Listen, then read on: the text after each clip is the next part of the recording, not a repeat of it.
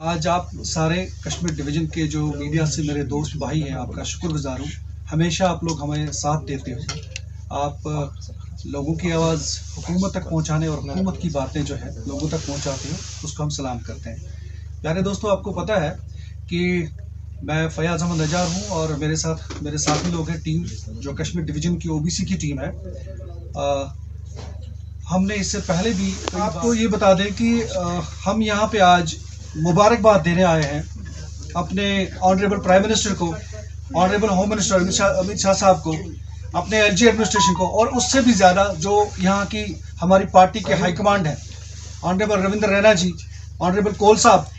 जिन्होंने 70 साल पिछले हुए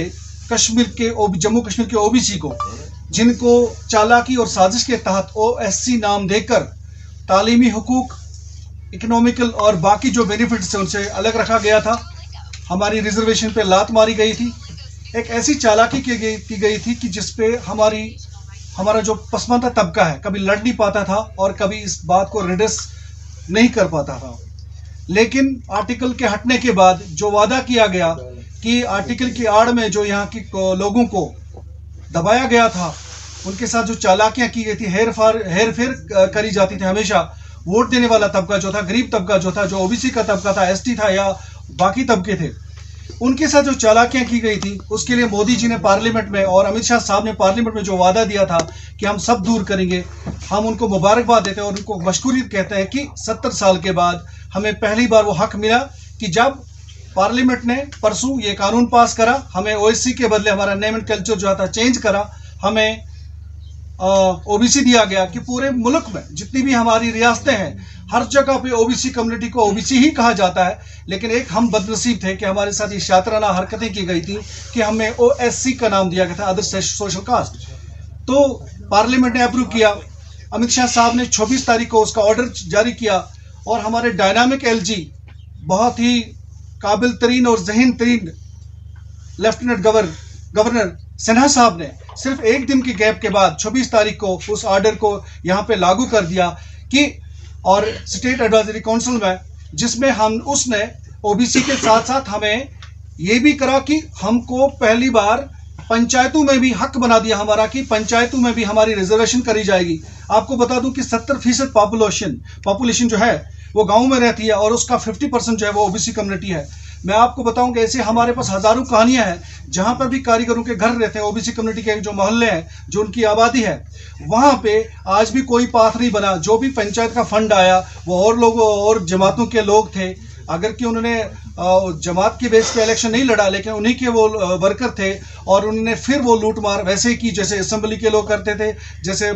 हमारी स्टेट गवर्नमेंट इनकी जो थी वो करते थे, और पंचायतों में भी वही राज, क्योंकि इनकी लत पड़ी, उनको आदतें हैं और इसी की चीज़ की तरकीब है। कोई पाथ नहीं बना है कहीं पे, कोई बाथरूम नहीं बना, कोई भी फैसिलिटी का जो काम है, आप अगर जाओगे ओबीसी कम्युनिटी के जहां पर भी आपको गांव और आबादियां मिलेंगी, वो सेटल वैसी ही रह रही हैं जैसे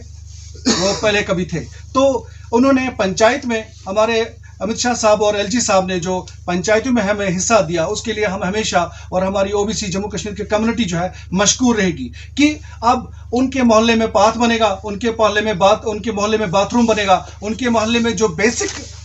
स्ट्रक्चर होना चाहिए और ये बेसिक इंस्टीट्यूशंस जो है डेमोक्रेसी का, वो पंचायत है, थर्ड टायर सिस्टम है, उसमें जो हमें दिया गया, ये एक बहुत बड़ा इनकलाबी कदम था। और बीजेपी की, मोदी जी की दयानतदारी और मोदी जी की जो हर बात की गारंटी होती है, उसकी बात की अपनी को जो खुद गारंटी देते हैं, ये एक बहुत बड़ी गारंटी उन्हें प्रूव कर दी और ये साबित कर दिया और गरीब कम्युनिटी को बता दिया कि गरीब प्राइम मिनिस्टर आया और गरीब की बात करेगा, गरीब को उठाएगा। सिर्फ गरीबों को नहीं उठाया, आप जानते हैं, हम सब जानते हैं कि हमारा मुल्क इस वक्त पूरे दुनिया के बड़े बड़े मुल्क हमारे मुल्क की तरफ देखते हैं और आस लगाए बैठे हैं, ये तरक्की में आगे चले हैं। लेकिन ये एक ऐसा अजीम लीडर है जिसने सबसे पिछड़े तबके, सबसे पसमानदा तबकों को, कारीगरों को, जिनको एक मजदूरी की जदोजहद में सिर्फ रखा गया था और कोई फायदा नहीं दिया गया था, उनको उन्होंने जो है अपलिफ्ट किया। तो मैं फिर एक बार यही कहूँगा पूरी अपनी ओबीसी कम्युनिटी जम्मू कश्मीर की तरफ से, अपनी स्टेट बॉडी जो है उनकी तरफ से, और कि हम फिर एक बार मशकूर है, उसका शुक्र अदा करते हैं मोदी जी को, अमित शाह साहब को, एलजी साहब को, रविंद्र रैना जी को, और हमारे बहुत ही महबूब लीडर जो ओबीसी की बात बहुत ज़्यादा सुनते हैं और आगे चलाते हैं, हमारे अशोक कोल जी को, और यहाँ की पूरी जो पार्टी की जो हमारे लीडरशिप है उसको, कि उन्होंने हमारी बात रखी और हमारी आबरू रखी, और हमको जो है उन्होंने क्या कहें हम पे एक एहसान किया और हमें आगे बढ़ाने का मौका दिया। जब हमने कई बार आपको, क्योंकि आप मीडिया वालों ने मुझे कई बार कवरेज किया, मैंने प्रोटेस्ट करे थे अपने यहाँ पे, तो हम यही कह रहे थे पार्टी के ओहदेदारों और गवर्नमेंट को हम ये बताना चाहते थे कि इन लोगों ने हमारे साथ ज्यादतियाँ करी हैं, इन्होंने एक ऐसी छाप छेड़ी है यहाँ पे कि ये अपनी उस छाप में अब और बीजेपी को भी टारगेट कर रहे थे कि ये लोग भी आपका काम नहीं करे। तो हम उनको गोश गुजार कराना चाहते थे कि भैया हमारा मसला है, कर दीजिए। अब जबकि पार्टी ने, हमें लगा कि बीजेपी ही वो पार्टी है जो करेगी, और मैं बीजेपी में आ गया, और चूंकि मैं सोशल वर्कर था, मैं किसी पार्टी से वाबस्ता नहीं था, मैंने बीजेपी ज्वाइन करी, मैं स्टेट वाइस प्रेसिडेंट ओबीसी हूं, और आज की डेट में आपसे बात कर रहा हूं और शुक्रिया कर रहा हूं कि जनाब आपने ही कर दिया, तो ये बहुत बड़ी बात है। वही वजह थी कि हम अपना हक मांगे। एक ऐतिहासिक जो हिस्टोरिकल विजिट था बारामूला, तो उनको मैंने, हमारी जो ओबीसी की टीम थी मेरी सरबराही में, मैंने हाथ पकड़ा था उनका, और हाथ पकड़ कर बोल दिया था कि अमित शाह साहब, हम ओबीसी तब वाले कब तक वेट करेंगे, कब इंसाफ मिलेगा, कब। और मुझे याद है कि एलजी साहब ने बहुत ऊंची आवाज में कहा था बहुत जल्द, बहुत जल्द। तो मैं वो कहता हूं कि बहुत दानादार लोगों के साथ हमारा वास्ता पड़ा है और हमें ओबलाइज किया गया, हम बड़े शुक्रगुजार हैं। सर ये चीज़ें जो होती हैं, ये एक्चुअली सर जो रिजर्वेशन और बाकी चीज़ें होती हैं गवर्नमेंट से रिलेटेड जो होते हैं, जैसे बड़े बड़े IITs, IIMs और जो प्रोफेशनल कॉलेजेस होते हैं, वहाँ के एडमिशन्स में उनको स्कॉलरशिप के तौर पर किया जाता है, वहाँ उन जगहों पर किया जाता है। लेकिन जो प्राइवेट बिजनेस होती हैं, बाकी चीज़ वहाँ पे एक कम होता है। लेकिन क्या होता है कि कभी कभार कई एक स्कीमों में सब्सिडी का जो मात्रा है वो ज़्यादा रखी जाती है। वो स्कीमें थी पहले से, सेंट्रल गवर्नमेंट ने चलाई थी, हर जगह में मिलती थी, जम्मू कश्मीर में नहीं मिलती, वो ऑटोमेटिक अब यहाँ पे लागू होंगी। और ये आपका जब आपने सवाल पूछा तो ये कहना बड़ा जरूरी समझूंगा, मेरी एलजी एडमिनिस्ट्रेशन से बड़ी मोदिबाना गुजारिश रहेगी, और अटल डुल्लू जी जो हमारे डायनामिक चीफ सेक्रेटरी है, कि वो कोई भी पोस्ट अभी एडवर्टाइज ना करें जब तक ना उसमें अब ओबीसी की रिजर्वेशन हो, वो स्टॉप करें तब तक ये चीजें। क्योंकि कम्युनिटी में क्वेश्चन आ रहे हैं, कम्युनिटी में लोग एक क्वेश्चन उठा रहे हैं कि अगर ओबीसी को रिजर्वेशन दी गई तो जो अभी एडवर्टाइज हो रहा है डिफरेंट किस्म की पोस्ट का, उसमें रिजर्वेशन क्यों नहीं आ रही है, ये क्वेश्चन उठाया जा रहा है। तो रही आपके क्वेश्चन का दूसरा पार्ट, वो ये है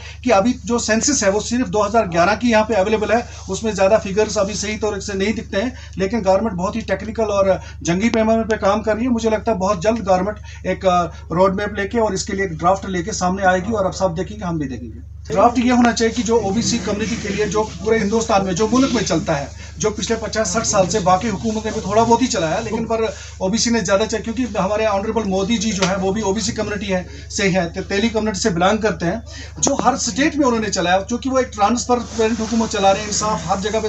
सेम दिया उन्होंने। कोई जो आप देखिए डिजिटलाइजेशन करी, उसमें क्या करा कि जो गरीब आदमी था उसके साथ जो दलाली होती थी उसको बंद किया। तो डेफिनेटली मैं ये कहूँगा कि वो जो बाकी स्टेट्स में, बाकी रियासतों में जो ओबीसी को रिजर्वेशन दी जाती है, जो उनको जिस तरह का ख्याल रखा जाता है, उसी टेक्निकल चीज़ पे यहाँ पे रखा जाएगा। लेकिन मैं तो ये डिमांड करूंगा कि हमें डेफिनेटली ज़्यादा मिलना चाहिए, क्योंकि हमें 70 साल महरूम रखा गया। मैं इस तरीके से सिफारिश करूंगा और गुजारिश